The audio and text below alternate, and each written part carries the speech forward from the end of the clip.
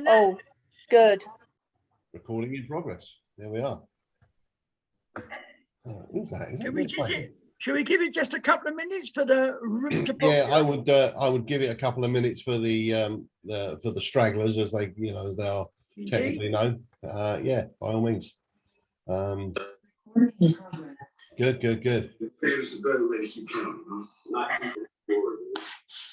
Right.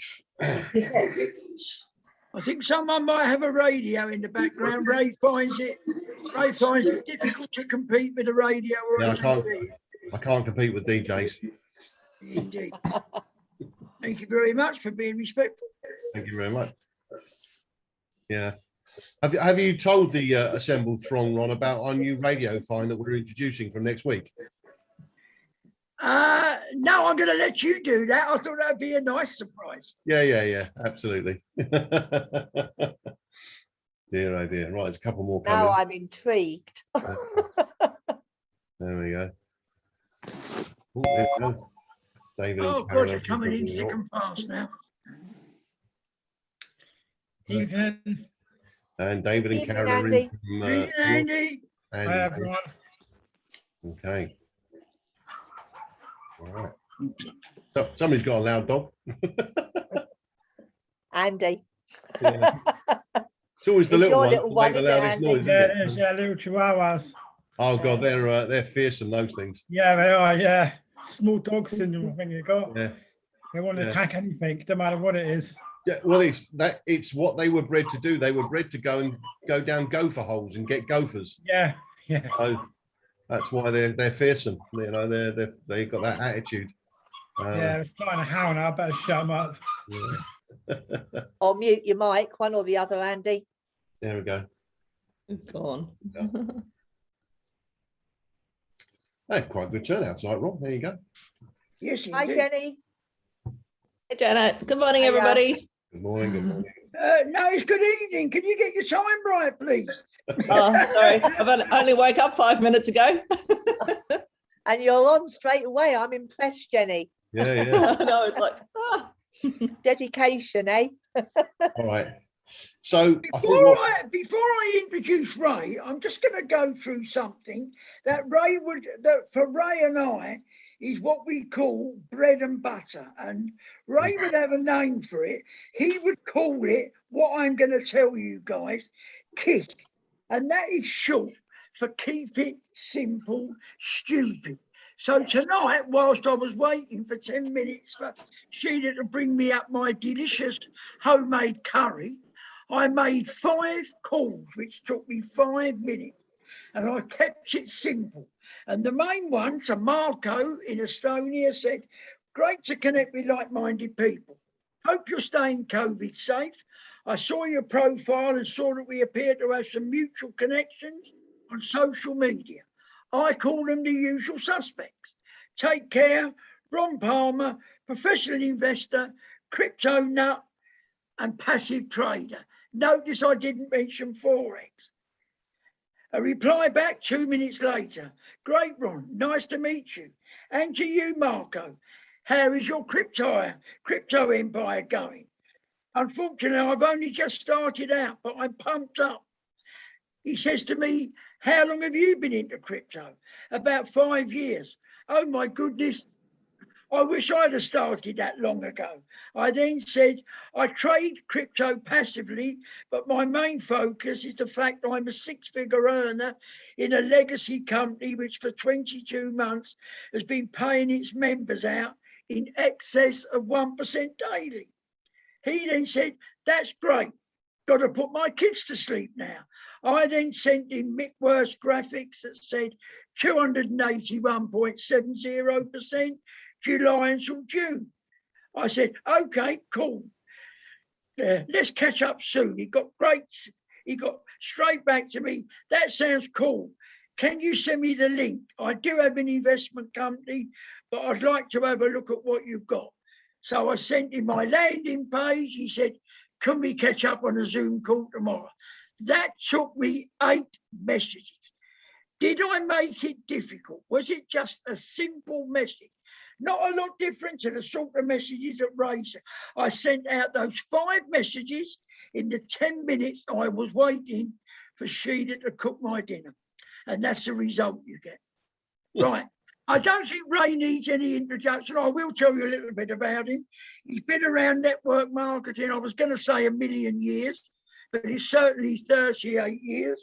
He runs a very successful software company. Yeah, just to give you an idea of the integrity of this man, he's also got another network marketing business that none of you will ever know about. He's got a massive team. Now, you imagine for most people how tempting it would be for any of us, and I'll include me in this, to snatch a few of those people and bring him into this business. Ray will be honest and tell you there is no one in that business that he's brought into CFX. And that should tell you much about the message I got from a millionaire 2 or 3 years ago. And he said, do you want to know how to be really successful in network marketing? I was all ears. He said, just train your team not to become social butterflies, because they will lose their integrity, they will lose their honesty, and they will suffer for that very bad online disease called new shiny object syndrome, which could damage their wealth forever. Well, Mr. St. Clair, over to you. Thank you, Mr. Palmer. I am very, very grateful for that illustrious introduction. So, yes, good evening, everyone. I'm Ray St. Clair. And as Ron said, I've been loitering around the fringes of this industry for 38 years. Very interesting, that's something that Ron said. Somebody once said to me, a very, very well-known network marketer in the world, who regularly writes books and appears on videos. He said to me in his Southern Californian drawl, if you want to make $1 million in business, conventional business, start out with $2 million. But if you want to make $1 million in network marketing, start out with 2 hours. And I've never forgotten that. And he took 2 hours and he showed me the world, and he showed me what my life could be like. And I've never looked back. So anyway, and actually Ron has touched upon something I'm going to cover in this evening's training. Now, I do apologize. I've actually been doing the rounds with this training, and the impact on this team as a result, on the whole team, the elite team, as a result of this training has been absolutely phenomenal. You guys have seen that a couple of weeks ago, our record was 42 upgrades in the week. Then we had 65 the week before last, and this last week we had 72 upgrades. So we've had 170 upgrades in 2 weeks, because people are beginning to understand something is going on, and beginning to understand how to move forward with the company. And I hope that at the end of this training, you too will understand what that thing is. Now, can I just have a quick show of hands? You can all see my screen okay, can you? Yep, brilliant. Okay, fantastic. And now can I have a quick show of hands of those of you who are going to send me $1,000 in Bitcoin? Oh, nobody put their hand up. What's the matter there? Right, moving swiftly along because we're limited for time. So what we're going to cover this evening is we're going to cover fear, rejection, and momentum. And again, I did this with Ray Merritt's team yesterday in America, and I think it went down quite well. And also Dr. David and Karen were on the call there last night, so that was great. Lovely to see you again, by the way, boys and girls. So let's crack into this. So the first thing we're going to cover is fear. However, what we will discover in this training is fear. What fear really is, and why it will cripple your success every single time if you let fear take a hold. Okay. Rejection, fear and rejection go hand in hand, particularly in line with something that Ron mentioned in his introduction. Fear and rejection. I'm going to teach you to recognize what fear really is and why it will cripple your success, and why you need to learn to love rejection beyond anything else you do in this business. You will find if you talk to any successful network marketer in the world, the one thing they crave above all else is rejection. And I'm going to hopefully show you why you need to crave it. Okay. And we're going to talk about momentum. Okay. Now, a lot of people don't know what momentum is. basically momentum is the best analogy I can give you is this. To get a rocket from the ground into outer space takes a lot of power and energy and thrust.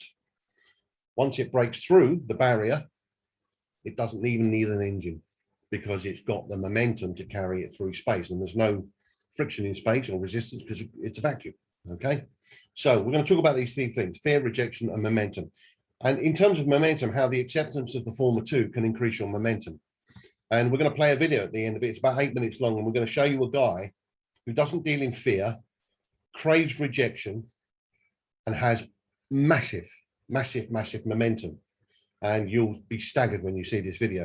I saw this video some years ago. I've met the guy in question, and he, as a result of him doing what he did in this video, his monthly salary within the first 2 years was $1.3 million.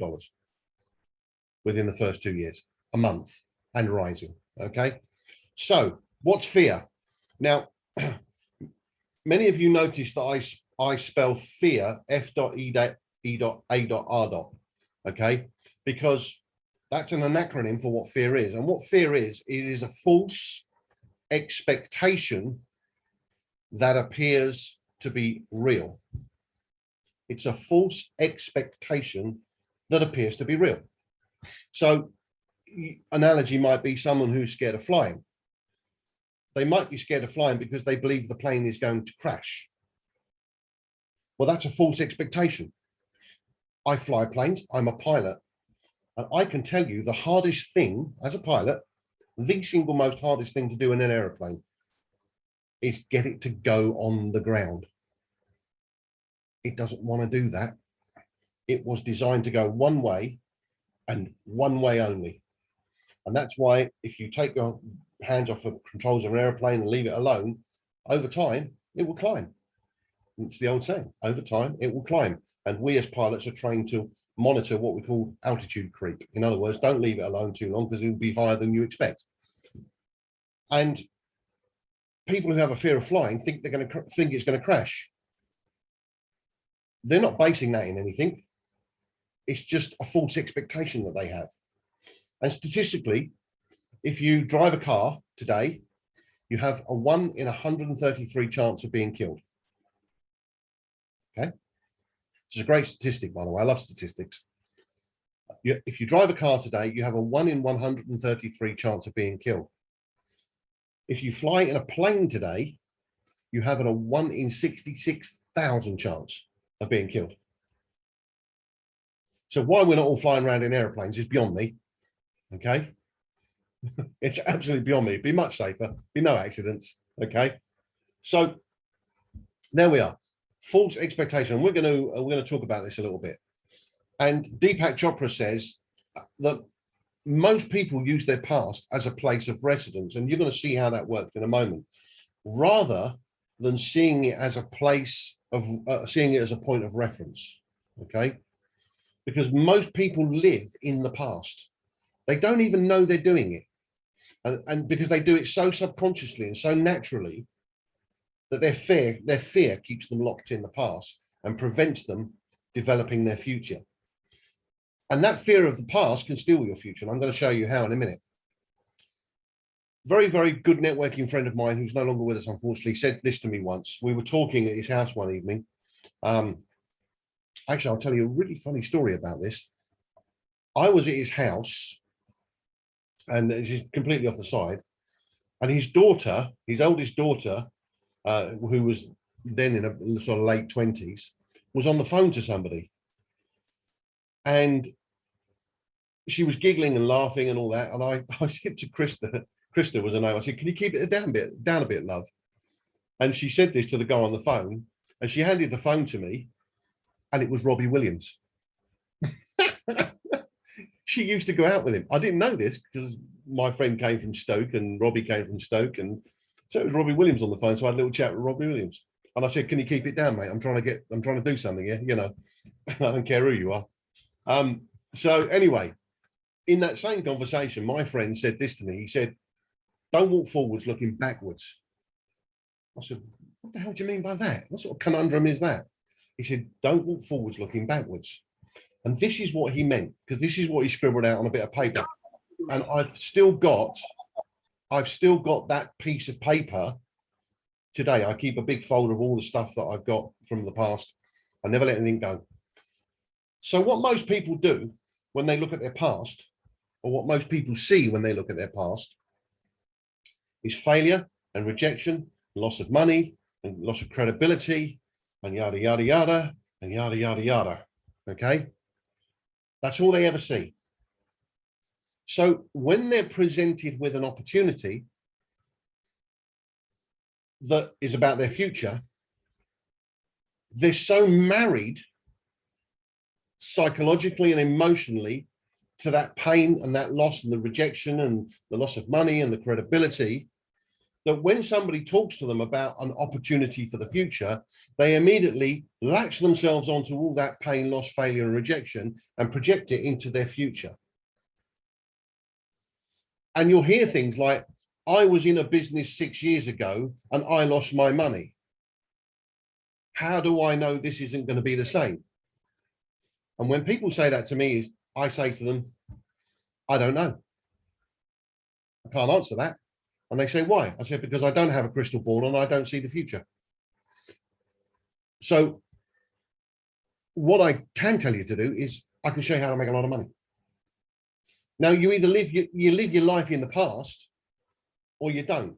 But a lot of people do this. And I have been guilty of this. I've done this myself. So I know, okay, that somebody brings an opportunity and you base your decision on your past failures, fears, rejections, and losses. It's not how it works. Okay. And that's why most people, when you present an opportunity to them, that's why they reject it. Because they reject it on the basis of their history. Let me ask the assembled crowd of thousands, put your hand up right now if you know what you're going to say at 9 o'clock tomorrow morning. Let me see your hand if you know where you're going to be on September the 19th at 3 p.m. in the afternoon. We don't, do we? None of us can predict the future. So it is absolute lunacy to try and use the past to predict the future. It's never going to work. Scientifically, physically, metaphysically, meta-spiritually, meta-nonsensically, it ain't going to work on any level. Okay? Even Houdini couldn't make that one work. All right? And Einstein wouldn't be able to write a formula for it because it doesn't exist. You can't predict your future on your past failures. It doesn't work that way. What more enlightened people do is they treat their past not as failure, rejection, loss of money, loss of credibility. They don't see their past that way. What they see their past is as a valuable repository of knowledge gained through pain and loss. So the knowledge is the gain, the pain and loss is the cost. Has anyone here been to a private school? Okay, yeah, lots of money and everything, don't you know, Janet? All right, I'm being facetious. Did your parents, Janet, nod your head, did your parents get to send you to that school for free? No, they had to pay for you to be educated. That was their pain and loss. They had to lay money out for you to be educated. The gain was that you got a good education. Okay. And having a public education, as we call it, is no guarantee of success. Okay. But business people don't see, successful people don't see their past in the same way that unsuccessful people do. They see it differently. So that when they're presented with an opportunity about the future, what they don't do is project a load of pain and loss and money and all that forward. What they do is they apply the knowledge that they've gained in the past to the current situation and make a educated evaluation of what's before them. based on the knowledge that they've gained from the past. And there is a vast difference here. It's a vast difference, and it's in the application of that past education into the evaluation process that will make somebody a businessman or make somebody a failure. And this is what my friend meant by don't walk forwards looking backwards, because when I was doing this, I was walking forwards looking backwards. Now I walk forwards looking forwards. Okay, I just bring my past with me as a means of education and evaluation, and I apply it into my decisions. So understand that failure is absolutely necessary for success. Most people have a massive, massive fear of failure because they failed so many times before. That fear is amplified every time they try and do something again. They fail, and so their fear is amplified. They go, oh, I'm not going to do that again in case I fail. Well, you look at any successful person in any industry, in any field in the world, they went through failure after failure after failure after failure after failure. And after every failure, they had to have a conversation with themselves about the fear of future failure. Usain Bolt did not become the fastest man on the planet by running 3 races and going, I don't think I'm cut out for this because I can't handle the failure. No, no, no. What he did was he got up and he did it again, but tried something slightly different. And this is what drove Edison, Thomas Edison. By the way, my wife and I watched a film the other day, fantastic film with Benedict Cumberbatch in it, and it was called The Current War. And it involved Westinghouse, George Westinghouse, Thomas Alvin Edison, Nikolai Tesla, and JP Morgan, the banker. And it was about how they electrified America and the race and the war and the bitterness and all that went on with it. Fantastic film. Loved it. Watch it. Valuable lessons. And Thomas Edison is most well known. This is an interesting thing. He's most well known for inventing the incandescent light bulb, the light bulb without a flame.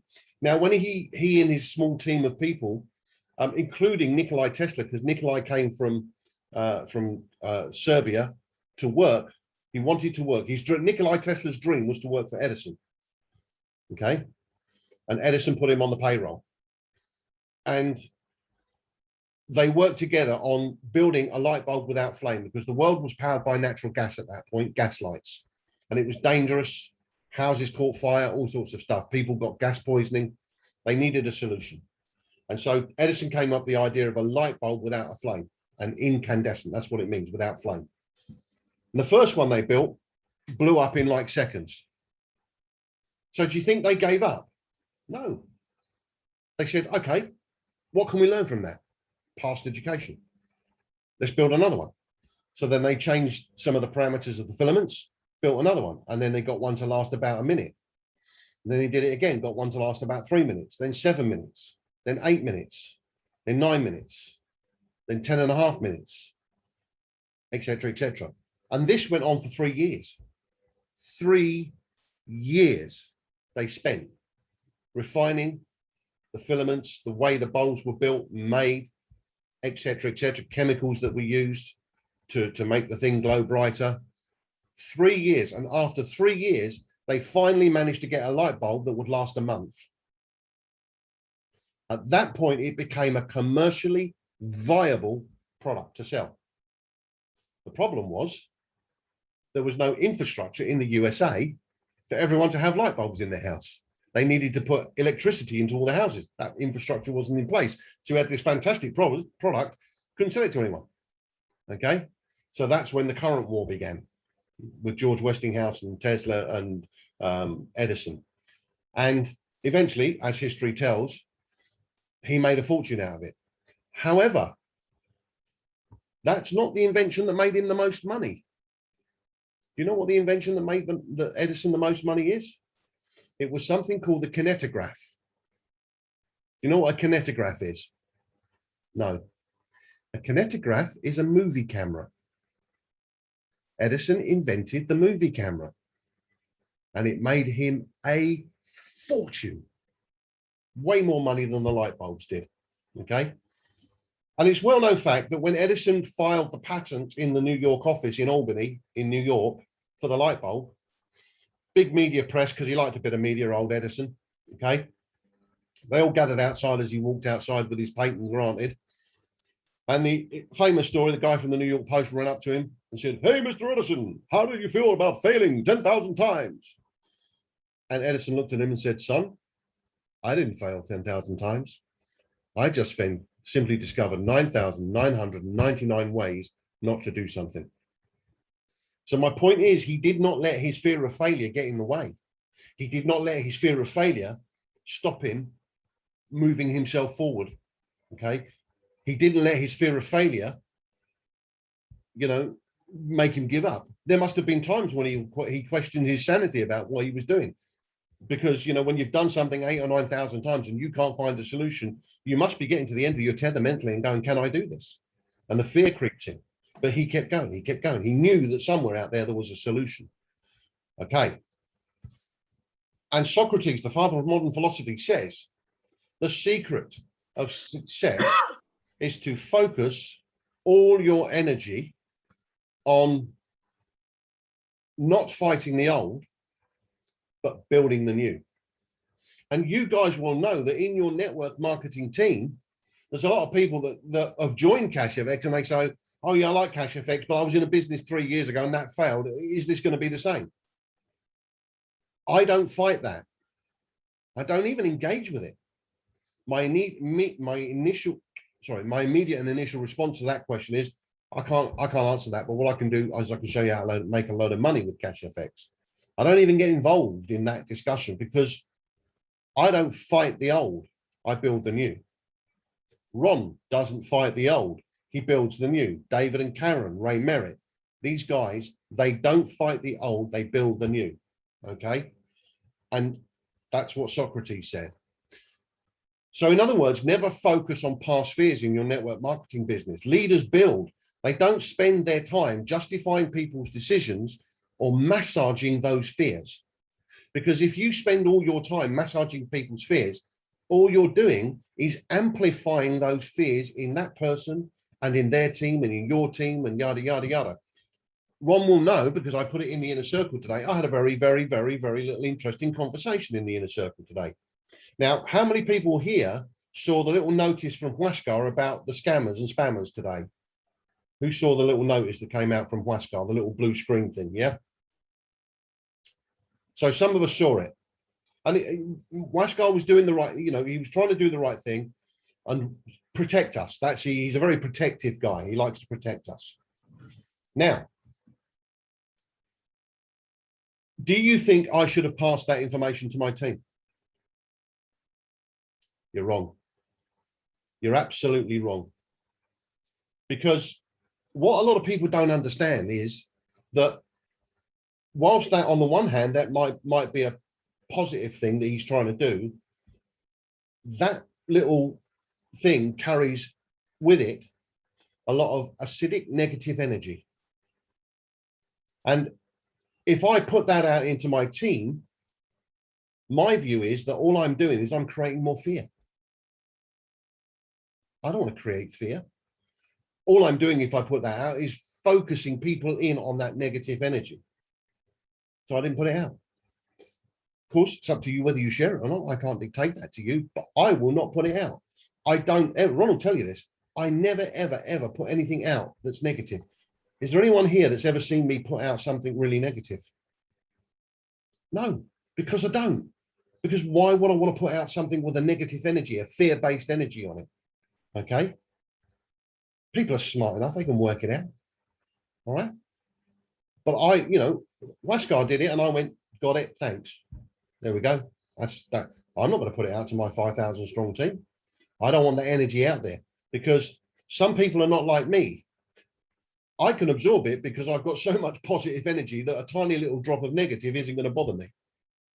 But most people don't have the huge positive outlook that I do. They're on a fine line between crumbling under fear and negativity and being positive all the time.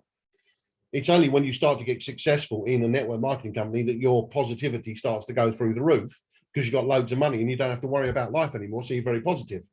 But even then, I know some very rich people who are miserable sods anyway, and always negative. You can't, you can't predict it. However, in our line of work, the more money you make, the bigger your business gets, the more positive you get. So why would I want to poison my team with something like that and throw all that negative energy out there and have them focus on that rather than building their team? So you see, I don't massage I don't fight the old, I build the new. And I don't ever put anything negative out into the teams, because there's enough negative crap in the world. We don't need it in here. Okay. So I hope that you just take that little message, and next time the company sends out something that's potentially negative, just think about these words and think, do I really want to give that to my team and then have them spend a half an hour focusing on that thing? And then we have a big discussion about it and they're all fear-based and no. Just get on with building.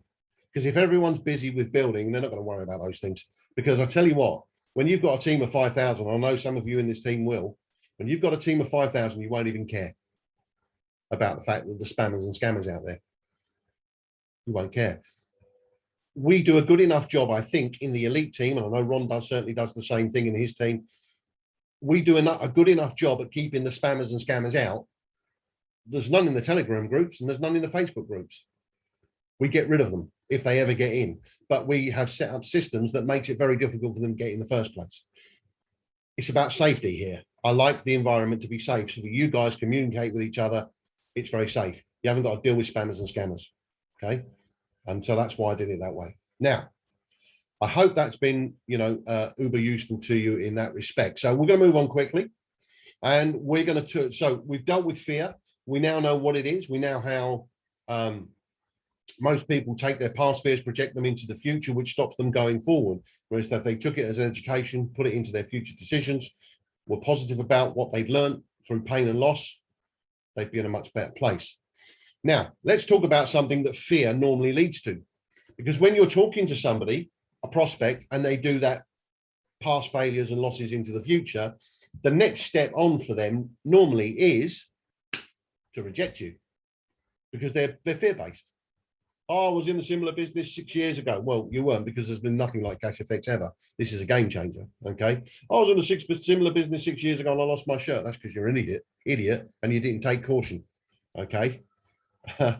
In fact, interestingly, I've got 6 friends of mine here in the UK who 5 years ago got involved in a Bitcoin business. They each put 30 grand in. And I said to all of them, you're all going to lose your shirts. 5 of them are in Cash FX now.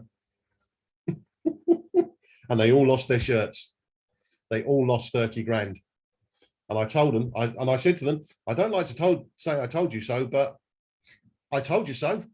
And they didn't like me for saying it, but it was the truth. But 5 of them are here now, which is interesting. So let's deal with rejection. Rejection is why most people fail. Not the fact they're getting rejected, because if you're in network marketing, getting rejected is part of your daily routine. And if you're not getting rejected in your daily routine, you're not doing very well at network marketing. Okay? And you'll see why in a bit. We're going to talk about something called, and Ron touched upon this in his introduction, shiny new object syndrome. So this is something that was shown to me some years ago, and it's called the MLM cycle of insanity. All right. And if you've never seen this before, this is really interesting. Einstein once said that if you do the same thing again and again and again and expect different results, that's insanity. Absolutely insanity. I'm going to come back to Einstein in a moment on that particular point. So what most people do is they get pitched on a business, or they see an opportunity and they go, oh, look at the money people could potentially, possibly, maybe, hopefully, maybe one day, sometime make. Okay, because we've all been there, haven't we? You get rock up, you go, oh, my sponsor's making $800,000 a week. Bravo. What are you making? Show me what you're making. Send me a screenshot. And I do this quite a lot with people. I say to them, send me a screenshot of what I'm not interested in what your sponsor's making. I want to know what you're making after your 12 months in the business. And I'll make a deal with you. If you're making more than me, I'll join your business. If you're not, you're on board with me. Deal? And I've had 2 or 3 people join this company on that basis of that deal. And when I show them my back office and what I'm earning, I haven't joined anyone else's business yet. Okay. And I don't intend to. So people get, you know, these guys hype it up and they go, oh, you can make an absolute fortune. My sponsor's making a fortune and that guy over there is making a fortune, you know, but they're not making a fortune. So what they're doing is leveraging someone else's story, which is fine. That's natural. And you get bright, shiny object syndrome. And what that breeds in you as an emotion is hope. Because you go, oh, this could be it. This could be the one. Okay. The biggest demonstration of that for me is on passive. They've been in pre-launch for 2.5 years. They've got 700,000 people signed up for pre-launch. And all I've ever seen is some shoddy building in a banana republic. I don't think it's ever going to launch. But no, I'm not in it. I don't care. But I don't think it's ever going to launch. But people seem religiously stuck to it for some reason. Anyway, what happens then is once you see the shiny new object and you're full of hope, you have a chat with somebody and they fill you with more hope. And then what happens is you join the opportunity. Okay. And then you get motivated because now you're joined a new opportunity. You're gearing up to go and tell loads of people and you're getting very excited at the prospect of making a load of money. Like that sponsor 800 levels up from you that your sponsor spoke about. Okay. Now, you take that hope and excitement, and then what you go and do is you go and talk to your friends and your family and your colleagues. Okay. And you're full of excitement and full of hope. You know, you're like an evangelist. All right. And, you know, there's some great American evangelists and there's some not so great American evangelists. And if you want to find out what an evangelist, go to a church in America. I've been to a few. Some are great, some are not so great. Okay. And so you rock up to your friends and your family and you go, hey, I've got this great business. You're going to make $1 million. And they're like, oh, bloody hell. Scheme number 355 this year. We've heard it all before. Okay. So you go to your friends and your family and your colleagues and they all reject you because you've done this 100 times, 200 times. You've done it again and again and again and again and again, and they're sick of it. You're burned. You're dead. But what you're doing is what Einstein spoke about, is you're doing the same thing again and again and again and again and expecting a different result, aren't you? You're not going to get a different result. Okay. On the call with the great American team last night, I related the story, and correct me if I get it wrong, of in the Bible where Jesus went to the wedding, I think it was at Cana. And as he walked into the village with his disciples in tow, people looked at him and said, oh, it's the carpenter's son, sneeringly. And one of the disciples said, well, Lord, why do they speak to you this way? And he turned to the disciple and he said, a prophet is never accepted in his hometown. A prophet is never accepted in his hometown. The reason for that is because, you know, let's take, I'm just going to pick on somebody. I'm going to pick on Jenny. Okay. Now, I don't know what Jenny does for a living, but her friends and her family and immediate colleagues and immediate what we call sphere of influence, the people she can have an influence on. Let's say Jenny's a nurse. Probably not, but let's say she is. The only thing that all those friends and family will accept that Jenny is a nurse. That's their fixation. That's their mental picture. You say to them, what does Jenny do? Oh, she's a nurse. What does Jenny do? She's a nurse. What does Jenny do? She's a nurse.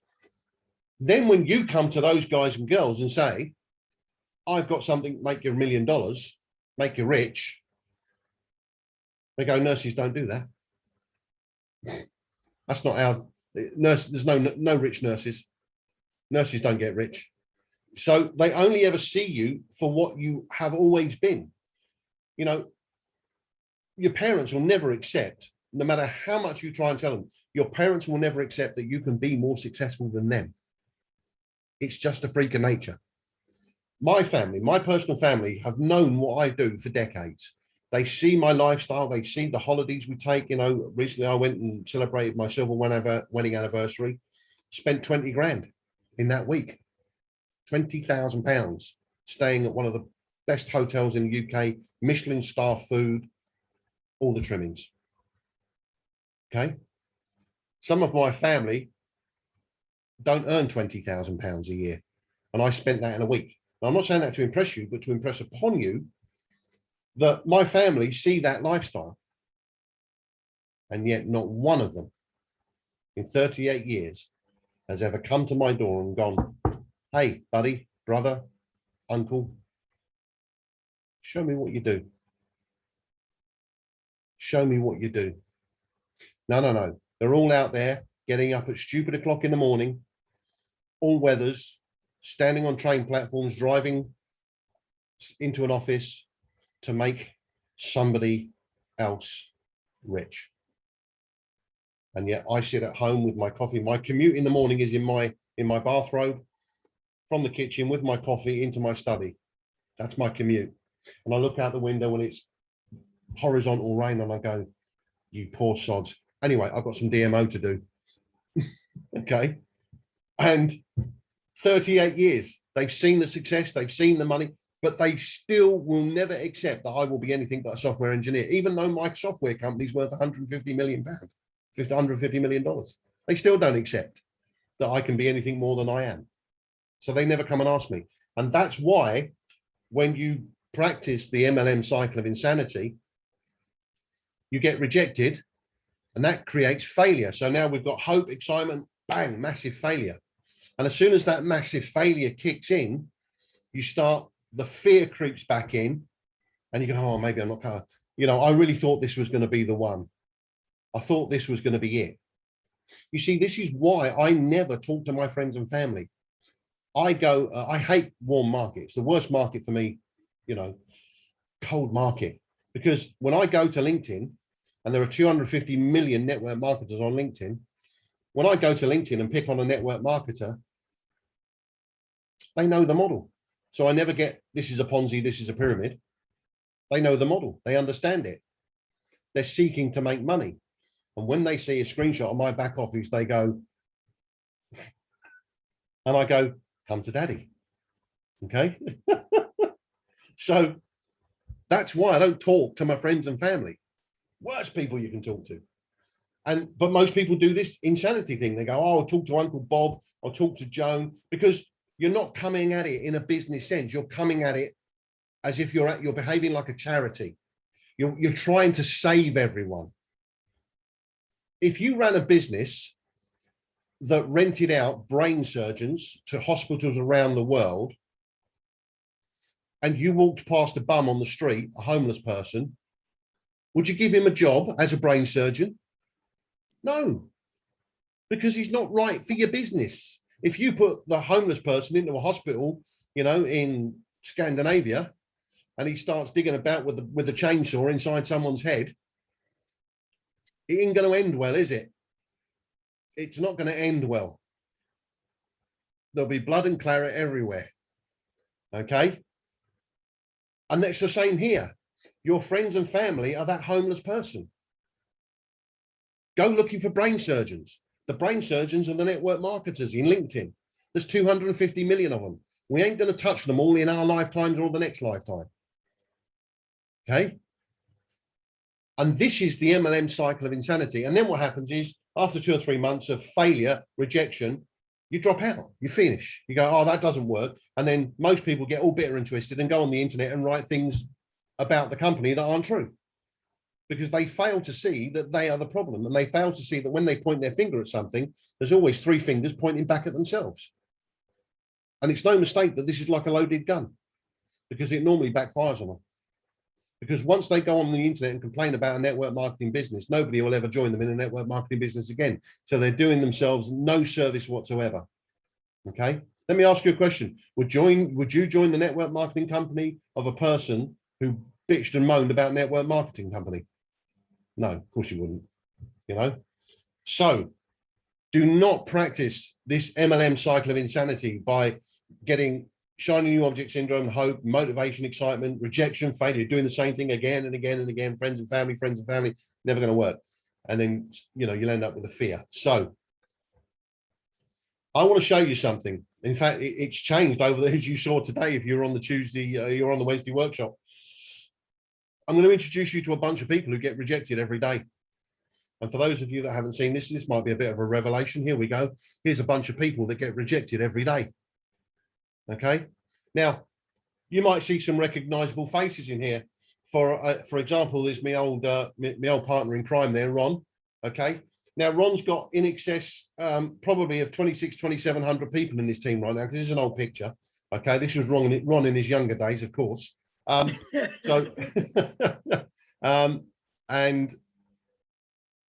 Ron gets rejected every single day, multiple times an hour. Built a team because he loves rejection. He seeks it, he craves it, he wants it. He doesn't care if people reject him. My wife today, as you saw on the Wednesday workshop, got 500 people in her team. You don't care about rejection, okay? Desi's got over 1,100 people, doesn't care about rejection. Janice, Matt Swayze, Dave, Angie, Hope, Russell, Lennicky, Dave Vines, people in Nigeria, John there, Pastor John. They're all getting rejected. But it's what they're doing with that rejection that counts. And this is what they're doing with that rejection. They're not taking it personally. Okay? A lot of people get rejected and they go, oh, why me? Oh, what did I do wrong? Okay? So they start disbelieving in themselves because they don't understand that rejection is a natural part of success. And that people are not rejecting them, people are rejecting the opportunity based on their past fears. Do you see where this goes? They're rejecting the opportunity because they're chunking their past fears into their future decisions. Not rejecting you. They're just looking back and making the wrong decision, is what they're doing. They're walking forwards, looking backwards. What professionals do, and we are professionals. If you look at my LinkedIn profile, it says professional network marketer. It doesn't say personal network marketer. It doesn't say emotional network marketer. It doesn't say part-time network marketer. It doesn't say wannabe network marketer. It says professional network marketer. I do network marketing as a profession. Okay. And this is what professionals do. They don't take it personally. They say to themselves, I'm selfless. It's about business. I'll not take this personally. Oh, and by the way, I know that I'm going to face rejection in the future, but I can learn from that and I can use it to overcome future objections. In other words, I can take the knowledge gained through pain and loss and apply it to my future pitches. Okay. Personally, I never take rejection anyway, because a lot of people, and we did this last night with the American team, a lot of people will reject me. And there's a couple of things that I've learned over the years, and I'm sure I'm going to show you where to learn these things that I use. One of them is called the I'm sorry close. And it's a lovely little thing. So if somebody rejects me, I go, I'm really sorry. I need to apologize. And they go, oh, what are you apologizing for? I say, well, look, I'm really, really sorry. I get this is not for you, but that's probably because I haven't actually explained it correctly. And I'm really sorry that I didn't do that. I wonder if you'd help me. I wonder if you just work with me just for 5 minutes. If you would just tell me the thing that I didn't explain correctly, what I'd like to do is just re-practice that on you if I could, so I can see if I can improve in the future. Would you help me out with that? And most people will go, yeah, because now they think the decision is made. Oh no. So what they do is they tell you the thing that they didn't understand or that you didn't get right. And you go, look, I'm really, really, really, really sorry about that. And I apologize that I didn't explain that. Could I just explain that in a little different way and let me see if that fits better? And you can tell me if that might have worked for you. So I then explain that thing in a slightly different way if I can. And often as not, they go, oh yeah, right. Yeah, I get it now. That's fantastic, isn't it? And I go, yeah. And you're happy with everything else I explained? Yeah. No, I am. Yeah. Sounds to me like you're ready to get started then, doesn't it? So you see how you can convert rejection into direction. Okay. You can take rejection and redirect it to get you where you want to be. Another one I do occasionally is the I'm so thankful close. So somebody will reject me and say, I don't think this is for me. And I just say, oh, thank you. Thank you. Oh, I'm so grateful. I'm so grateful you said that. And they're like, what the hell? What's this guy on? That's what they're thinking in their head. And often they say, well, why are you so happy about that? And I'm going to tell you why and then tell you how I carry it on. Because most people, when they reject you, they want you to be miserable. They want you to be unhappy. It's a fantastic poem by Philip Larkin written in 1926 called This Be the Verse. And part of the last verse, it says, man hands on misery to man, and it deepens like a coastal shelf. So get out as early as you can and don't have any kids yourself. But it's that first line, man hands on misery to man. Have you ever noticed how miserable people always want to offload their misery onto you? It's like a bloody disease. They can't wait to get rid of their misery onto you and want you to be miserable with them. You know, have you ever noticed how men and women do this? Men moan about different things to women, but women also moan about different things. But men and women can do that. They can moan about life for hours. You ever notice that? Because they're miserable. So the only way they can express their misery is to give it to somebody else and moan about it. And that's what happens when somebody rejects you based on their past fears being projected into the future. They want you to be miserable too, because they're rejecting you. No, they're not. They're just rejecting the opposition. So I do the opposite thing of what they expect. They expect me to be miserable. I go, oh, thank you so much. Oh, yes. And they're like, this guy's crazy. What the hell's this guy on?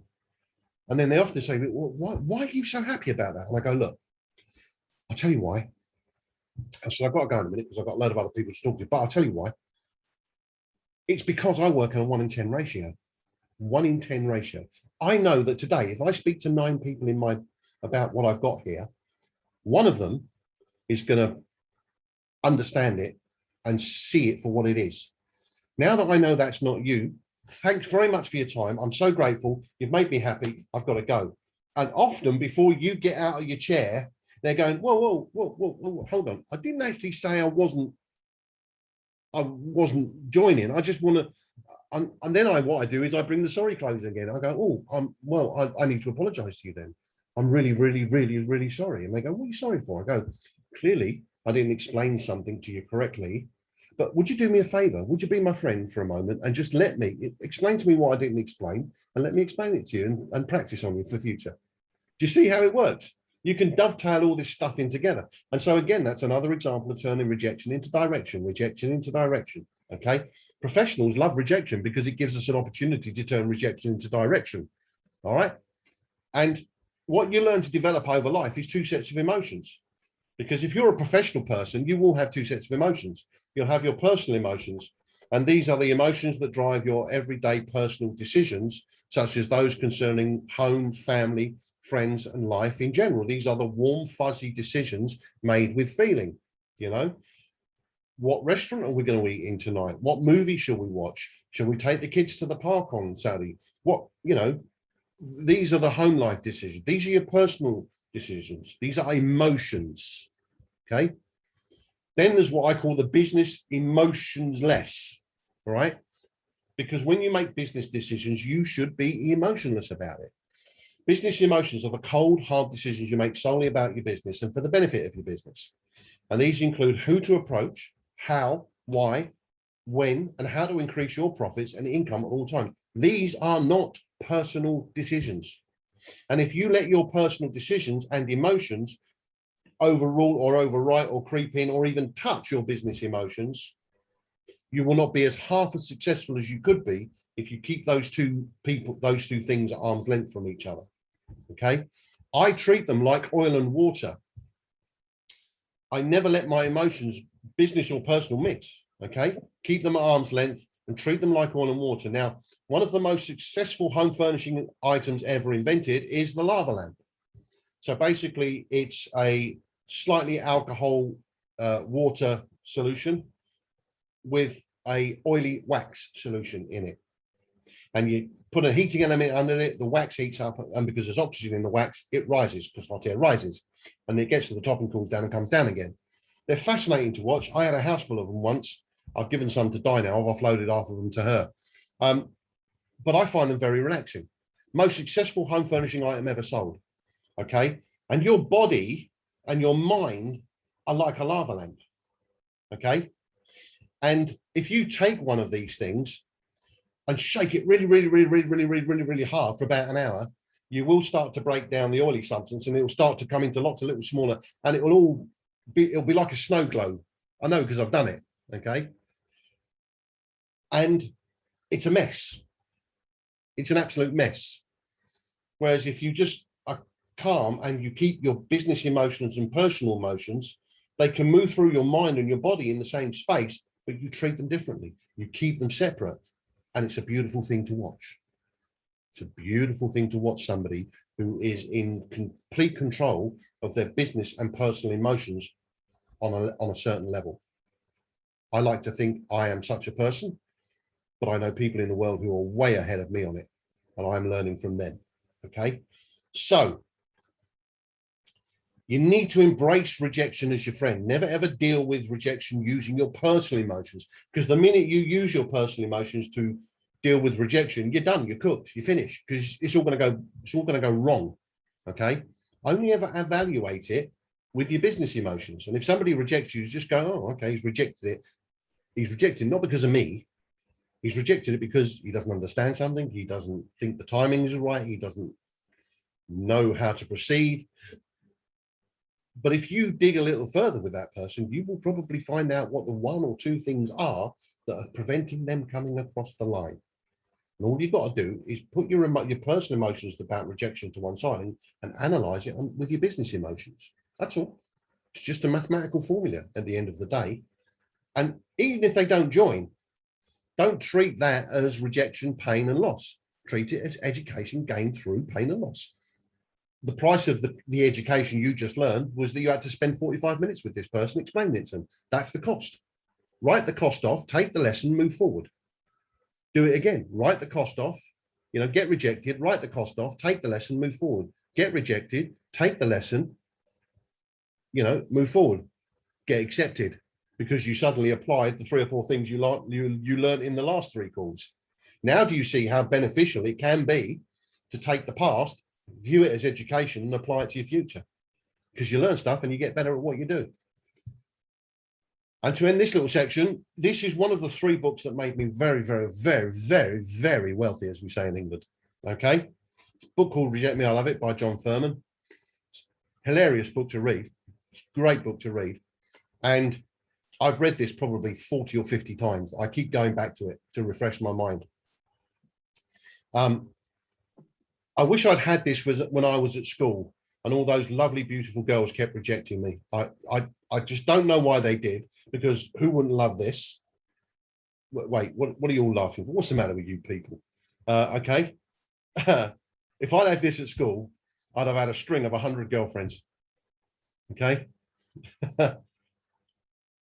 This book will change your life. Okay. The other thing you guys will notice, I will only ever recommend books that I've read. And generally, I only recommend books that I read again and again and again and again. I've probably read in the over 1,000 books in my career. Okay. Not all of them were great. Some were rubbish.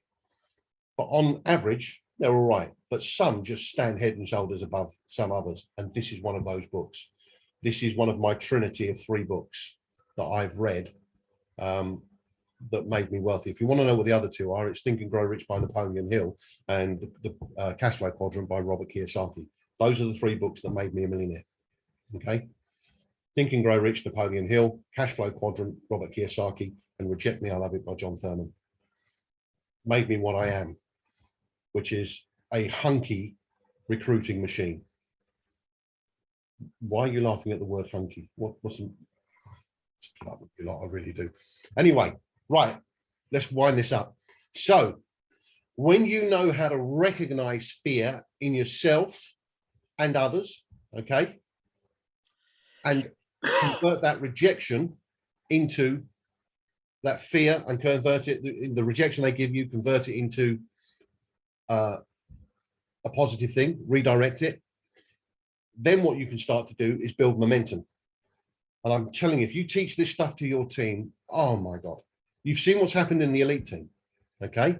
I'm working, James and Maya, I've got me working with them now as well, getting that momentum going. I'm now working with you guys in Ron's team. It's about momentum. I'm going to play you a short video, 6-7 minutes long. I never get bored of this video. And listen, it's a bit American, but sometimes you need a bit of American in your life, because the Americans get excited. Okay, they know how to do excitement properly. We Brits were, oh yeah, that's very nice, let's have some more tea. The Americans go, whoa, get in there, you know, and you need that sometimes. And this guy's like that. But very important, and I want you to take it, it's not what he did that's important in this video, it's the mentality that made him do what he did. And he says, don't worry about this, get the mentality. So let me introduce you to a guy called Holton Bug. He went from nothing. Listen to what he says about his targets as well, because that's hilarious. Guy called Holton Bug ended up making $1.3 million in less than 2 years because of what he did on day one. He built massive momentum, you know, and you can either sit on the fence and go, oh, I'll do it next week or next month or next year, or you can build momentum now. And that's what I did in my business. And that was 16 months ago. I've got 5,000 people in my team. Here we go, Holton Bugs. Let's get that going. There we go. Let's just press play. You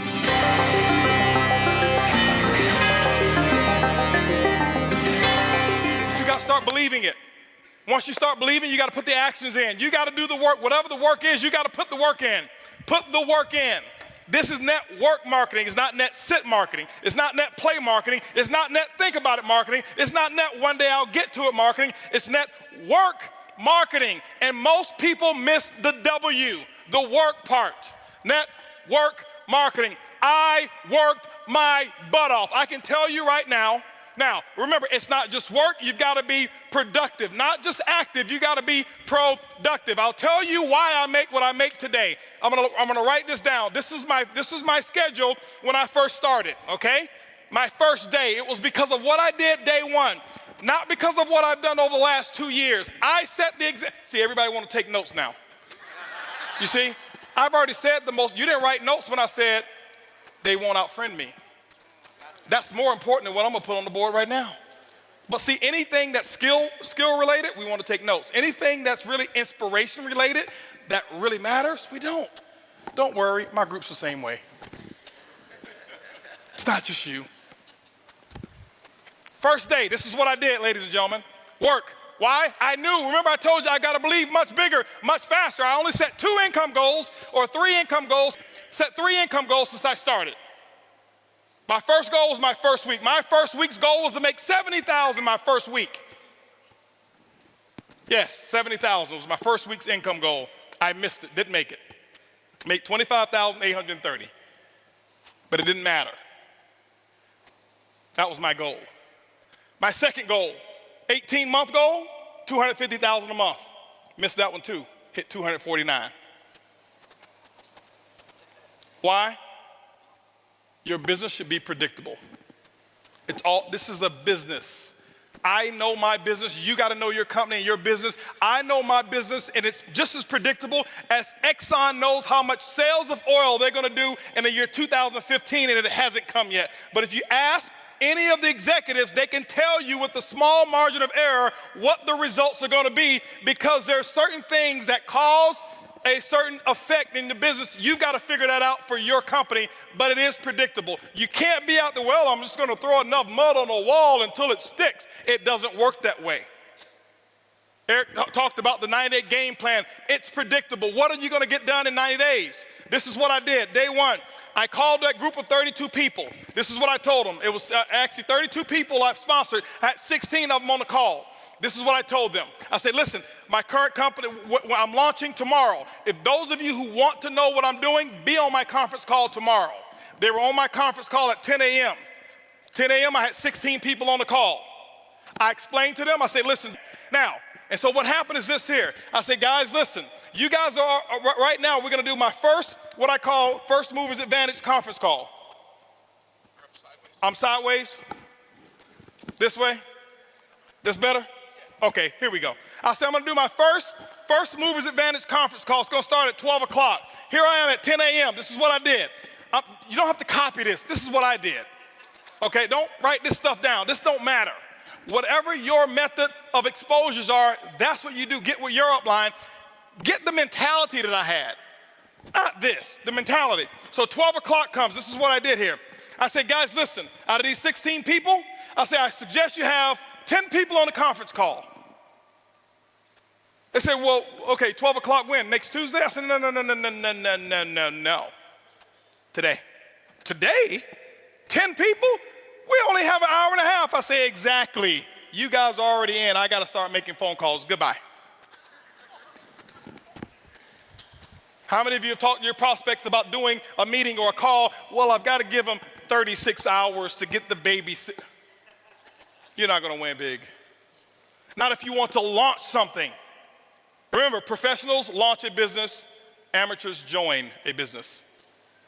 I don't join anything. I am a launcher. I launch, okay?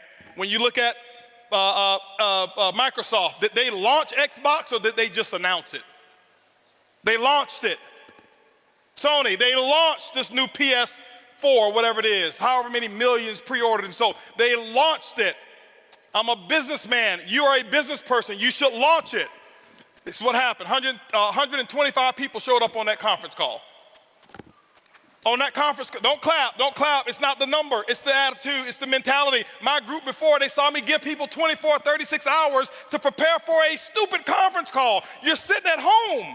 You don't need 3 days. If you found a pot of gold and you needed a few friends to come help you get it and they told you can get all that you want, are you gonna say, well, I can't call Leroy because he needs 3 days? Leroy, listen, I found a pot. You better get it. Leroy's like, where is it? I'm putting on my pajamas right now. I'm coming out the door. If you make it important enough. Some of you don't make it important enough. My next call was at 2 o'clock. 2 o'clock, guess what? We had 225 people on the conference call because I told them the exact same thing. I painted the dream. I couldn't even explain the comp plan at all. Didn't know all the details. But what I told those 225 people, I said, listen, you guys are the second people to hear about it. I'm working on something called Project 5,000. 90 days, I want to put 5,000 people in this organization. And nobody has signed up yet. And none of you on this call can sign up either. But we're going to do another conference call. They say when? It's going to be at 4 o'clock. 4 o'clock, I did another conference call. Guess what we had? 435 people on that conference call. That's a lot of activity, isn't it? That was half my day. 6 o'clock. No more conference calls. Did my first home meeting at my house. I'll never forget, I had on a white t-shirt, shorts, flip-flops. Didn't even have time to get dressed. I lost 18 pounds. I thought it was because of our product. That's the testimony I was giving. It was really because I forgot to eat while I was launching. I was so fired up and excited. That's what was happening. 6 o'clock came. This is what I had. I had 25 people show up at my house and say, come on in. Told them about Project 5,000. And I'm sitting there spitting in all this stuff and telling them all about the stuff. Whiteboard, no PowerPoint. Didn't have PowerPoints for 6 months. No PowerPoints. I drew on a board, told them what my vision was, what we were about to accomplish, and that we're about to do the biggest project we've ever done in our lifetime. And if you want to get started, you can. That's what happened. At 7:45, you know what was happening at 7:45? 7:30, my doorbell was ringing with the second group of people that were invited. 35 people showed up at my house And you know what I told those people here? I said, listen, the first 25, I said, guys, I got to wrap this up. We got another group of people that's coming over here. If you want to get in, you can. But go ahead over here to the dining room. My wife has the applications over there, blah, blah, blah. You can get signed up over there. But I've got another group of people that's coming in, and I can't be late with them. By the way, those of you who go ahead and sign up now, this group that's behind you, they possibly could be in your organization if you go ahead and get in right now, all right? So this is 7:30. Guess what happened at 9 o'clock, ladies and gentlemen? 9 o'clock, guess what I had? I had another 40 people show up at my house. And I was running shift work, okay? 10 o'clock, guess what? I did my last meeting for the day, and I think at 10 o'clock I had about 50 people show up at my house. And I'm doing the same thing. I lost my voice. I did that for the first day. You know what my leaders were doing? They're looking at me like, this dude is crazy. I've never seen him like this before. You know why they never seen me like that before? Because I had never done all that I could do. I had never gone all out. I had never sold completely out. It ain't because of what my product is. It ain't because of my comp plan. It's because of what I did day one. I kept this up for 2 weeks straight. This is not including the one-on-ones that I did. This is not including the three-way calls. This was my schedule every day, group calls, 4 a day, 4 home meetings a day that I was doing every single day. And what I did is I showed them an example, and they went out and they started doing the exact same thing. That's why my results were where they were. My first day, if you count it up, I exposed almost 700 people. I did more in my first 24 hours than some people do all year. It's not because I do magic. It's because of what the math is. It's simple. You can do the same thing. It's not, okay, I got rich quick. I compress time frames. Compress time frames. This is the work. You do the action, and ladies and gentlemen, when you put the action in, whatever your action is, you find out what your mentor or your coach tells you need to do, and that's what you need to do. You put the work in, and don't give any excuses why you can't do it. Excuses don't work. Now, I know I may be a little too intense. I get excited when I talk about my dream. I get excited and passionate when I talk about what works and what's going on. That's just who I am. I don't apologize for it. But I don't want you to think some of you, that I'm yelling at you, because I don't know many of you in here. I don't want you to think he's yelling at me. Eric brought this crazy wild man on stage, and he was spitting and yelling, and he looked at me, and he was pointing at me. And no, I'm yelling in love. I love you. I want you to just do this thing, okay? That's what I want you to do, all right? And I promise you, your group, they will catch on. When you do the action, they will follow what you do. They won't listen to what you say.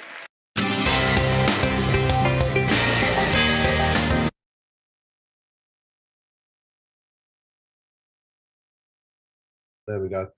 Yeah, Holton Bug. Isn't that fantastic? He compressed time frames, okay? When I joined this business, I worked in a similar manner, okay? I know Ron did the same thing. Ron was doing it from his hospital bed, recovering from COVID, okay? There are other people in this business that were on their hospital beds recovering from COVID who joined this, and they're in the inner circle now, okay? All you got to do is compress timeframes. Now, I hope that this evening has given you some insight into how to look at fear and how to recognize how people are handling fear and how to handle fear yourself, how that converts into rejection, but how you can take that rejection and redirect it into some really positive results, and then use that to build momentum upon momentum upon momentum. The elite team and also Ron's team, CFX Superstars, has got momentum, okay? Because like Ron and myself, Ron is like myself, we drive momentum. That's what we're interested in, momentum. Ron didn't get to director without momentum. He didn't get to director without bringing momentum to his team. So that's how we did it. So I'm going to thank you for your time. Oh, sorry. I'm going to thank you for your time, and I'm going to hand it back to our illustrious host, Mr. Ron Palmer, who's going to unmute himself and close out the meeting. Ron, back to you, my friend. Thank you for that, Ray. That was powerful. I just want to finish by saying, when you mentioned about your rejection, I've got 3 sons. The youngest one, who's in Bali, he used to be an investment banker, Ray. He's now a teacher. And because most of my life I've been a family butcher, He perceives his dad as a family butcher. He thinks I'm in a nonsense company, and he doesn't know how I've made myself financially literate over the last 4 or 5 years by reading and listening to Robert Kiyosaki. And I think it upsets him that I'm as financially literate as I am. And that's from one of my own family members. What he doesn't know, of course, is his dad's created an account for him. And perhaps he won't know about the legacy I'm going to leave him until I'm flowing about in CFX heaven, Ray. I don't know. I think that might be true, Ron. You'll outlive the lot of us, you old dog. Ray, can you just quickly wind up by telling people what the plan is with Huskar and the KYC? And what he's going to do, just briefly, Ray. You don't have to. Don't have to give it War and Peace. Thank you. So here's the thing. Let me tell you my position on KYC. I don't have one. Okay. Now that may come as a shock and a surprise to people, because, and I said this with the team the other night. All of you have noticed that they've withdrawn KYC for now. Okay. So why do we need to be focused on it? It's nowhere in our lives right now, is it? What happened was they launched KYC and they got bombarded with thousands, 10,000s of questions they hadn't even considered. And they realized what they needed to do is step back, close the doors, and reconsider their position. And that's exactly where they are now. The company has closed off the KYC. There's no KYC happening at the moment. And they've said to us that they're going to issue a document, an FAQ system with all the questions and answers in there. So right now, the only thing we can all do is what? Wait. That's all we can do. Okay. Now, one of two things is going to happen when that KYC document is released. It's either going to be perfect and we'll get all our questions answered. I don't think so. Or it's going to create another load of questions, isn't it? Okay. Because you know what human beings are like. We just question everything because we can, and we do. We're annoying. So I don't think in my heart of hearts, I don't think KYC is coming this month. And I'll be very surprised if it comes next month. So what does that do? Well, it leaves our minds free to focus on the one thing that we should be focusing on, which is building our teams. So when people rock up to me and say, oh, what's going on with KYC? I say, I don't know, because we're not doing it. And they go, well, are they going to do this? I go, I don't know. Are they going to do that? And they go, I don't know. I say, oh, before you go ask me a third question, I think what you should do is stop focusing on KYC because we can't do anything about it, and focus on building your team. They go, well, what about, no. I'm not answering questions on KYC because I don't know. I've got no answers for you. But what I can do is show you how to build your team. Now, do you want to do some of that instead? Do you see? Because we can sit here and speculate all day long. Where does it get us? Absolutely nowhere. So the only thing you can do, again, I'm using my business emotions to evaluate it. The only thing you can do, well, the company have shut the door. They're going to go away and produce a document. Result, wait for the document. It's a cold, hard business decision. Meanwhile, I can use that opportunity to profit from that delay. That's what I'm going to do all day long. So when people in my team, in the elite team, or some of you guys, and to be fair, none of you guys have come at me, and they're giving it all that about the questions, I stop them. I say, I'm not going to do that. I'm not going to waste my time speculating, and neither should you. You've got a team of people that need your help, assistance, and you should be guiding them to grow their business. Focus on that. You'll get much further and you'll get richer than worrying about what the company's going to do with KYC and sitting here speculating about it and wondering if this and if that and if maybe and all what if and then maybe. Who cares? Who cares? I don't. Can you do anything about it? Has anyone got one of those crystal balls that actually works? Because mine's on the fritz. It's been on the fritz for months. Okay. No, you can't do anything about it. So don't do anything about it. Do the one thing you can do. Do all that you can do, as Holt and Bud said. And all that you can do is build your team. So do all that you can do and do it so that you do all that you can do. In other words, build your team hard and fast. Gain the momentum. Gain the momentum and build your team. Don't speculate on what you don't know about. Don't sit there worrying about it. Like everything in life, it will get resolved eventually. We ain't got to worry about it. There's a very famous song. I'm trying to think of the name of the artist. And the title was Why Worry? Why worry? You know, why? Just get on with life. Get on with building your business. Get on with building your team. Let the company do what they've got to do. Let the company sort out what they've got to sort out. People ask me about the payments. I go, I don't know. Talk to John Tuck. He'll tell you. He's tracking the numbers. Okay. I'm over here building a team. If you want to join me, come over here. If you want to worry about the figures, go over there. Okay. I'm not worried.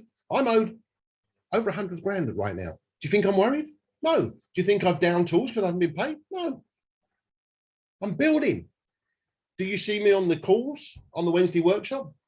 Did I go on the Wednesday workshop this morning and go, oh, I've been paid, I'm going to down tools? No. I just forget about it. I let the company sort it out. I can't do anything about it. They'll sort it out eventually. Get on with the one thing that I can do. I'm being all that I can be. I'm building my team. That's all you can do. So stop worrying about these little details. Holton Bug said he didn't have a pay plan for 6 months. Did that stop him hitting his targets? No. He didn't have a PowerPoint. Did that stop him? No. He didn't worry about the details. He didn't even know the details. He just built a team. And the rest took care of itself. And he ended up on $1.3 million. I've been banging this message out now for a year. The one thing that you can do above all else that will make you wealthy, the one thing, build a team. And with that, I'm going to give it back to Ron. Ray, thank you for a fabulous hour or so of team training. I'm sure everyone took a load of positives from that. Thank you, everyone. I'm sorry we overrun a bit. I'm sure no one's going to worry too much about that. You know, when Ray gets on a roll, it's difficult to pull him off the bandwagon. Ray, thank you again for giving up your time so freely. You're welcome. Brian can just stay on the call while everyone leaves the room, because Brian and I need a chat, and I'll speak to you all very soon. Thank you again for coming on the call. Hello, Cheers, Brian. everyone. Good to see you again, mate, wherever you are. And you There you too. go. Bye, Ray. Bye, everyone. Bye-bye.